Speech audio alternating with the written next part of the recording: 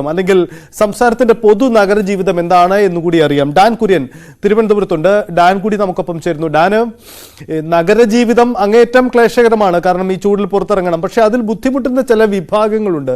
പ്രത്യേകിച്ച് traffic നിയന്ത്രിക്കുന്നവർ, auto തൊഴിലാളികളുടെ ബുദ്ധിമുട്ടുകൾ നമ്മൾ കേട്ടു. അത് വിശദമായി നമുക്ക് വരാം. അതിനു മുമ്പ് ഈ ട്രാഫിക് നിയന്ത്രിക്കുന്നവരുണ്ട്, ഒപ്പം തന്നെ മറ്റ് ബസ് ജീവനക്കാര്, അങ്ങനെ നിർബന്ധമായും ഈ പുറത്തിറങ്ങി തൊഴിലെടുക്കേണ്ടി വരുന്നവരുണ്ട്. എന്താണ് അവരുടെ കാഴ്ചകൾ? തിരുവനന്തപുരത്ത് നിന്ന് എന്താണ് പങ്കുവയ്ക്കാൻ പറ്റുന്നത്?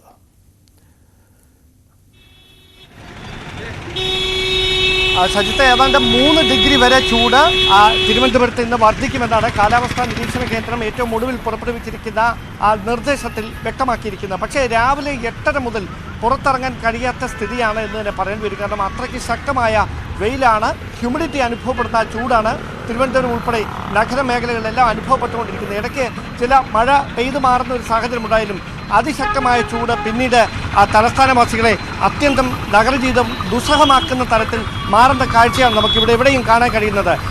റെയിൽവേ സ്റ്റേഷന് മുമ്പിലാണ്, അരിസ്റ്റോ ജംഗ്ഷനിലാണ് ഞങ്ങളിപ്പോൾ നിൽക്കുന്നത്. ഇവിടെ നമ്മൾ പ്രേക്ഷകരിലേക്ക് എത്തിക്കുന്നത് ട്രാഫിക്കിൽ ഡ്യൂട്ടിയിലുള്ള ഉദ്യോഗസ്ഥരുടെ ദയനീയമായ സാഹചര്യമാണ്. അവർക്ക് ആ ഡ്യൂട്ടി ചെയ്യാതിരിക്കാൻ കഴിയില്ല, കാരണം അത് അവരുടെ ദൗത്യമാണ്. പക്ഷേ ആ ഡ്യൂട്ടി തുടർച്ചയായി മണിക്കൂറുകളോളം ചെയ്യേണ്ടി വരുമ്പോൾ ശാരീരികമായി ഉണ്ടാകുന്ന അവശതകൾ, അതിന് കൃത്യമായി ഉത്തരവാദിത്തപ്പെട്ടവർ എത്രമാത്രം വില കൽപ്പിക്കുന്നുണ്ട് എന്ന് ചോദ്യമുണ്ട്.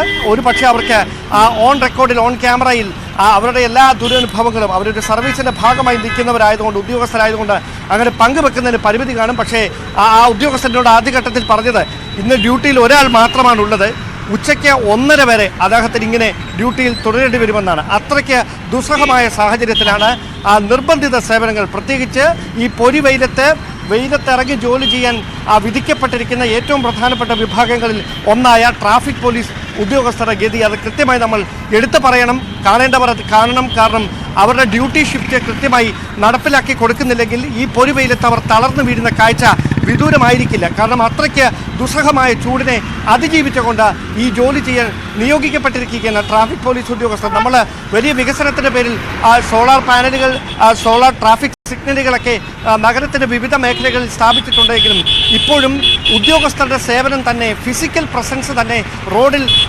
അനിവാര്യമായി മാറിയിരിക്കുന്ന ഒരു സാഹചര്യം കൂടിയുണ്ട് നഗരത്തിൻ്റെ പല പ്രധാനപ്പെട്ട മേഖലകളിലും. അവിടെയൊക്കെ തുടർച്ചയായി മണിക്കൂറുകളോളം ഈ ജോലി ചെയ്യേണ്ടി വരുന്ന ട്രാഫിക് പോലീസ് ഉദ്യോഗസ്ഥരുടെ ദുസ്സഹമായ സാഹചര്യം അത് നമ്മൾ പ്രേക്ഷകരിലേക്ക് എത്തിക്കുകയാണ്. കാരണം ഞാൻ വന്നപ്പോൾ മുതൽ അദ്ദേഹം ഈ നിൽപ്പാണ്. ഒരു പക്ഷേ ഈ സൺസ്ക്രീൻ ലോഷൻ വല്ലതും ഉപയോഗിക്കുന്നുണ്ടോ? ചൂട് എത്ര നേരം നിൽക്കണോ ഇങ്ങനെ? അപ്പോൾ അതാണ് സാഹചര്യം. ഈ വലിയ തിരക്കിനിടയിൽ ഈ ജോലി അവർ ചെയ്തുകൊണ്ടിരിക്കുകയാണ്. ഇടയ്ക്ക് 1 മിനിറ്റോ 2 മിനിറ്റോ വല്ലതും കിട്ടുന്നത് അനുസരിച്ചാണ് വെള്ളം കുടിക്കാനോ മറ്റുമായി പുറകിലേക്ക് മാറുന്നത്.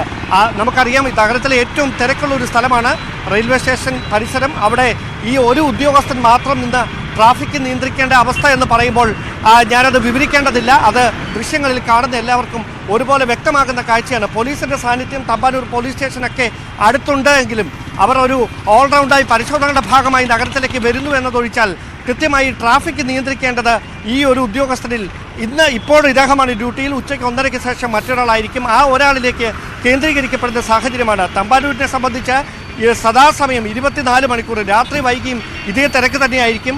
ആ തിരക്കിനിടയിൽ നിന്ന് ഈ ഉത്തരവാദിത്തപ്പെട്ട സ്ഥലത്ത് തനിയെ ഈ ട്രാഫിക് നിയന്ത്രിക്കാൻ ഒരു ഉദ്യോഗസ്ഥൻ മാത്രമാണ് എന്ന് പറയുമ്പോൾ എത്രമാത്രം ദുസ്സഹമാണ് സാഹചര്യമെന്ന് കാഴ്ചകളിൽ നിന്ന് തന്നെ വ്യക്തമാണ്. എന്തായാലും ഈ ചൂട് വർദ്ധിച്ചു വരുന്ന, അല്ലെങ്കിൽ ചൂട് അധികമായി കൂടുന്ന 2% മുതൽ 3% വരെ വർധനമുണ്ടാകുമെന്നൊക്കെ പറയുന്ന സാഹചര്യത്തിൽ അവർക്ക് കൃത്യമായി ശാസ്ത്രീയമായി ഇടവേളകൾ നൽകിക്കൊണ്ട് തൊഴിൽ ചെയ്യാനുള്ള അവസരം കൂടി ഉത്തരവാദിത്തപ്പെട്ടവരുടെ ഭാഗത്തു നിന്ന് ഉണ്ടാകേണ്ടതിൻ്റെ അനിവാര്യതയിലേക്ക് തന്നെയാണ് നഗരക്കാഴ്ചകൾ വിരൽ ചൂണ്ടുന്നത്. സജിത്ത്, യെസ്, ഡാൻ പറഞ്ഞത് അതാണ്. എന്തായാലും ഈ ഉദ്യോഗസ്ഥ തലത്തിലും സർക്കാരും ചില നിർദ്ദേശങ്ങൾ കൊടുത്തിട്ടുണ്ട്. നിങ്ങൾ പകൽ സമയത്ത് ജാഗ്രത പാലിക്കണം. പക്ഷേ ഇത്തരം ജാഗ്രതകൾക്കിടയിലും നിർബന്ധിതമായി തൊഴിലെടുക്കേണ്ടി വരുന്നവരാണ് ഇപ്പോൾ ഡാൻ ചൂണ്ടിക്കാണിച്ച ഈ ട്രാഫിക് ഉദ്യോഗസ്ഥരടക്കമുള്ളവർ എന്നതാണ്.